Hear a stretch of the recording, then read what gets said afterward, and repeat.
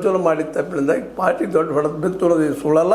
ಇವತ್ತು ಜೈಲದಲ್ಲಿದ್ದೂ ಸಹಿತ ಇನ್ನೂ ಏನೇನೋ ನೀಲಿ ಫಿಲ್ಮ್ಗಳನ್ನು ಏನೇನು ನೋಡುವಂಥ ಕೆಲಸ ಮಾಡೋದನ್ನು ನೋಡಿದಾಗಂತೂ ಇನ್ನೂ ದೊಡ್ಡ ಹೊಡೆತ ಕೊಟ್ಟು ಹೋದ ಪ್ರಜ್ವಲ್ ರೇವಣ್ಣ. ಆದರೆ ನಿಖಿಲ್ ಇವತ್ತು ಅದೆಲ್ಲದನ್ನು ದೂರ ಬಂದ ಹೋರಾಟ ಮಾಡುತ್ತೆ, ಪಕ್ಷ ಕಟ್ಟುವಲ್ಲೇ ದೇವೇಗೌಡರು ಫಾಲೋವರಪ್ಪ ನಾನು ತೋರಿಸ್ಕೊಳ್ಳೋಲ್ಲ ಯಶಸ್ವಿಯಾಗಿದ್ದಾರೆ. ಅದೇನೋ ಆಗಲಿ, ತಂದೆ ಮಕ್ಕಳದು ಕುಟುಂಬದ್ದು ಅದು JDS ಅದು ಮಾತು ಬೇರೆ. ಬಟ್ ಇವತ್ತೇನಪ್ಪ ಅಂದರೆ JDS ತನ್ನ ಅಸ್ತಿತ್ವವನ್ನು ಈ ಹಿಂದಿನ ಚುನಾವಣೆಗಿಂತ ಹೆಚ್ಚಿಗೆ ಮಾಡಿಕೊಳ್ಳುವಂಥ ಒಂದು ಅವಕಾಶವನ್ನು ಮಾತ್ರ ನಮ್ಮ DK ಶಿವರು ಅವ್ರಿಗೆ ಮಾಡಿಕೊಟ್ರು ಅನ್ನೋದು ಮಾತ್ರ ಭಾಳ ಜನ ಮಾತಾಡ್ಕೊಳ್ತಿದ್ದಾರೆ. ಆ ದಿಶೆಯಲ್ಲೇ ಈ ಸ್ಟ್ರೈಕ್ಗಳು, ಈ ಹೋರಾಟ, ಪ್ರತಿಭಟನೆ, ರೈತರ ಪರವಾಗಿ ಬಿಡದಿ ರೈತರ ಪರವಾಗಿ ಹೋರಾಟ ಮಾಡುವಂಥದ್ದು ನಿಜವಾಗಿಯೂ JDSಗೆ ಒಂದಿಷ್ಟು ಏನಪ್ಪ ಅಂತಂದ್ರೆ ಈ ಮುಂದಿನ ಚುನಾವಣೆಯಲ್ಲಿ ತನ್ನ ಮುಖವನ್ನು ಉಳಿಸ್ಕೊಳ್ಳೋದಕ್ಕೆ ಸಾಧ್ಯ ಆಗ್ಬೋದು.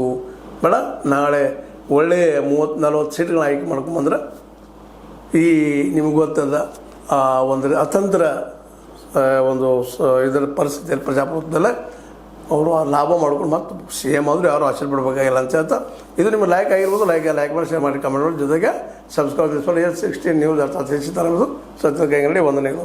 ಆತ್ಮೀಯ ಸಾರ್ವಜನಿಕರಲ್ಲಿ H16 ಅರ್ಥಾತ್ ಸೀತಾರಾಮದಿಂದ ಒಂದು ಮನವಿ. ಈ ಸಂಸ್ಥೆ ಭ್ರಷ್ಟಾಚಾರ, ಅನ್ಯಾಯ, ಅತ್ಯಾಚಾರಗಳಿಂದ ನೊಂದವರ ವೇದಿಕೆ.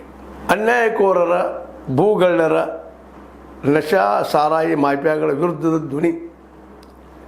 ರೈತರ, ಕೂಲಿಕಾರ, ಕಾರ್ಮಿಕರ, ಬಿದ್ದ ಸಮುದಾಯ ಜನರ ಧ್ವನಿ.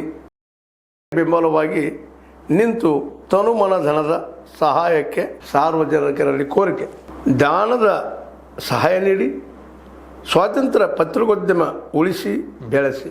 ವಂದನೆಗಳು. ತಮ್ಮನ್ನೇ ನಂಬಿರುವ ಮಲ್ಲಪ್ಪ ಇ ಜೋತಾವರ್.